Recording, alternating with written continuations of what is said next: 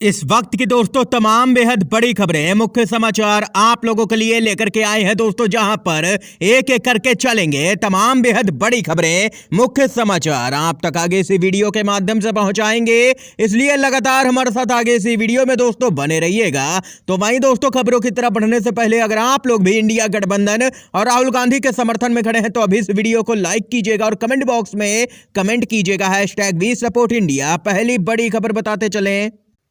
एक और मामले में फंसे हैं दिल्ली के मुख्यमंत्री अरविंद केजरीवाल। पटना से जारी हुआ समन, पीएम मोदी के खिलाफ किया था ट्वीट। खबर बताते चले, दिल्ली के मुख्यमंत्री अरविंद केजरीवाल एक और मुसीबत में फंसते हुए दिख रहे हैं। उन्हें एक और मामले में अब पटना से समन जारी हुआ है। अरविंद केजरीवाल को पीएम मोदी के खिलाफ ट्वीट कर उनको अनपढ़ कहे जाने के मामले में पटना के MP MLA कोर्ट ने समन जारी किया है। बताते चले, कोर्ट ने उन्हें 12 दिसंबर को पेश होने का निर्देश दिया है। दरअसल दोस्तों, दिल्ली के सीएम अक्सर यहां पर पीएम मोदी से उनकी डिग्री मांगते हुए नजर आते हैं और कहते हैं कि अगर पीएम मोदी की डिग्री सही है तो उनको अपनी डिग्री दिखानी चाहिए और अगर उनकी डिग्री सही नहीं है तो उन पर कार्रवाई की जानी चाहिए।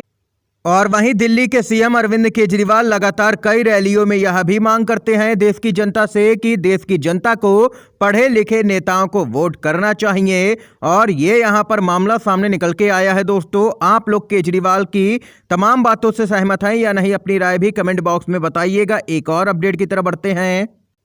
अगले हफ्ते उत्तराखंड में लागू होगी समान नागरिक संहिता। देश भर में UCC पर पहला कदम उठाने जा रही है उत्तराखंड की धामी सरकार।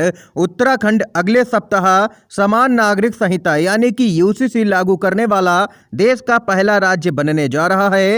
हालांकि हमारे देश के गोवा में पहले से UCC लागू है, लेकिन ये कानून वहां भारत के आज़ाद होने के पहले से लागू है। और वहीं इन सब के बीच में बताते चले, खबर आ रही है कि उत्तराखंड में UCC लागू करने की तैयारी की जा रही है, जो भारत की किसी भी राज्य सरकार के द्वारा पहला कदम होगा। और इसके साथ ही सूत्रों ने यह भी कहा है कि उत्तराखंड के नक्शे कदम पर चलते हुए गुजरात भी 2024 के लोकसभा चुनाव से पहले समान नागरिक संहिता यानी कि UCC लागू कर सकता है। ये यहाँ पर दोस्तों बड़ी खबर सामने निकल के आई है। आप लोगों के अनुसार UCC लागू होना चाहिए या नहीं, अपनी राय भी कमेंट बॉक्स में जरूर लिखिएगा। एक और बड़ी खबर की तरफ बढ़ते हैं।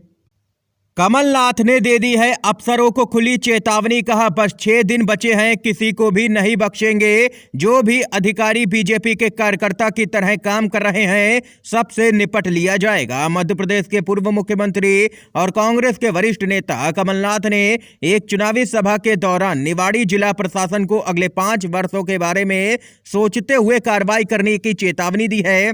बताते चलें, निवाड़ी में एक चुनावी रैली को संबोधित करते हुए आरोपों के बारे में विस्तार से बताए बिना कमलनाथ ने कहा है कि उनके कार्यों के लिए किसी को भी नहीं बख्शा जाएगा। कुछ अधिकारी हैं जो बीजेपी के कार्यकर्ता की तरह काम कर रहे हैं, उन सब से निपट लिया जाएगा। दरअसल दोस्तों बताते चले आप लोगों को, कमलनाथ लगातार अफसरों को चेतावनी दे रहे हैं कि वे बीजेपी के कार्यकर्ता की तरह काम ना करें, क्योंकि राज्य के अंदर कांग्रेस की सरकार आने जा रही है। हमारे नेताओं का जितना भी उत्पीड़न करना था अब बहुत हो चुका है, अब बर्दाश्त नहीं किया जाएगा। ये यहाँ पर कमलनाथ की तरफ से दोस्तों बयान सामने निकल के आया है। एक और बड़ी खबर की तरफ बढ़ते हैं। अभी तक पीएम मोदी की डिग्री का विवाद गहराया हुआ था, लेकिन अब यहां पर केंद्रीय मंत्री स्मृति ईरानी की डिग्री को लेकर के विवाद बढ़ चुका है। स्मृति ईरानी के डिग्री विवाद मामले में यहां पर दिल्ली हाई कोर्ट से खबर आ रही है। दिल्ली हाई कोर्ट ने केंद्रीय मंत्री स्मृति ईरानी के डिग्री विवाद मामले की सुनवाई फिलहाल के लिए तो टाल दी है। शिकायतकर्ता के वकील के उपलब्ध नहीं होने की वजह से सुनवाई नहीं हो सकी है हाई कोर्ट में। मामले की अब अगली सुनवाई 24 मार्च 2024 को होगी। दरअसल दोस्तों आप लोगों को बताते चले, यहाँ पर एक याचिका दायर करके ट्रायल कोर्ट के उस आदेश को चुनौती दी गई है जिसमें स्मृति ईरानी को समन जारी करने से इनकार करने का आदेश दिया गया था। याचिका में कहा गया है कि स्मृति ईरानी ने 2004, 2011 और 2014 में लोकसभा और राज्यसभा का नामांकन भरते वक्त अपनी शैक्षणिक योग्यता को लेकर के निर्वाचन आयोग में झूठा हलफनामा दाखिल किया था। याचिका में कहा गया है कि कभी स्मृति ईरानी कहती हैं कि उन्होंने बीए की डिग्री ली है, तो कभी कहती हैं कि बीकॉम किया है, तो कभी कहती हैं कि बैचलर ऑफ कॉमर्स पार्ट 1 की डिग्री यहां पर ली है। ये यहां पर दोस्तों आरोप लगाया गया है। एक और अपडेट की तरफ बढ़ते हैं।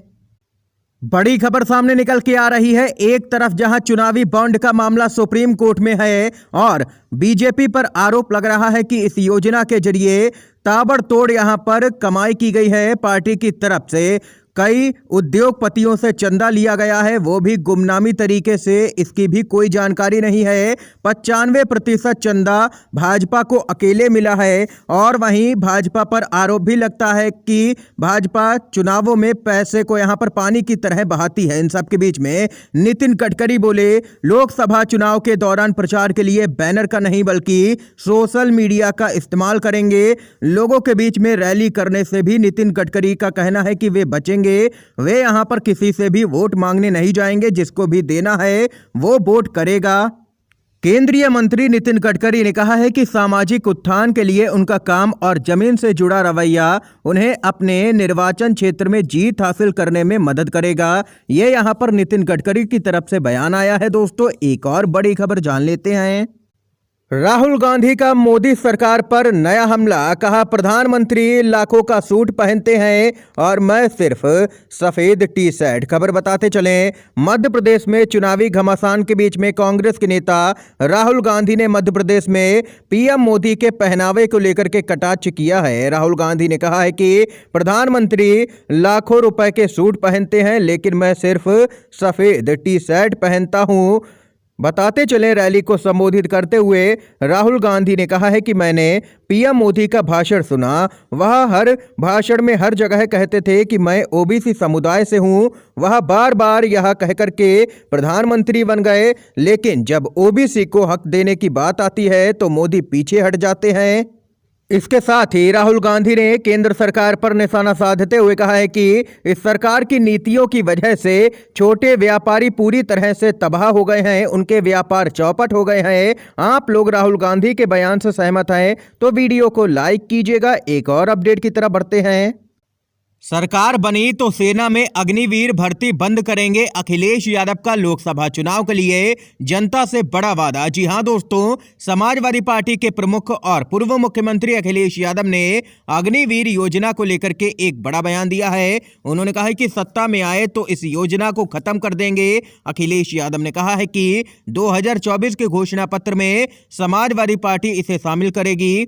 समाजवादी पार्टी कार्यालय पर यहां पर अखिलेश यादव जबरदस्त तरीके से बीजेपी सरकार पर भड़के हैं और यहां पर आरोप लगाया है कि यह सरकार ठेके पर काम करवाना चाहती है और पक्की नौकरी युवाओं को नहीं देना चाहती है। ये यहां पर अखिलेश यादव बीजेपी सरकार पर भड़के हैं। इस समय की दोस्तों आज की तमाम बेहद बड़ी खबरें थी, मुख्य समाचार थे दोस्तों जो हमने आप लोगों तक पहुंचाए। अगर आप लोगों को ये वीडियो पसंद आया हो तो अभी इस वीडियो को लाइक कीजिएगा दोस्तों। ज़्यादा से ज़्यादा इन खबरों को, मुख्य समाचारों को शेयर कीजिएगा अपने सभी दोस्तों में, और चैनल पर नए हैं तो दोस्तों चैनल को जरूर सब्सक्राइब कीजिएगा।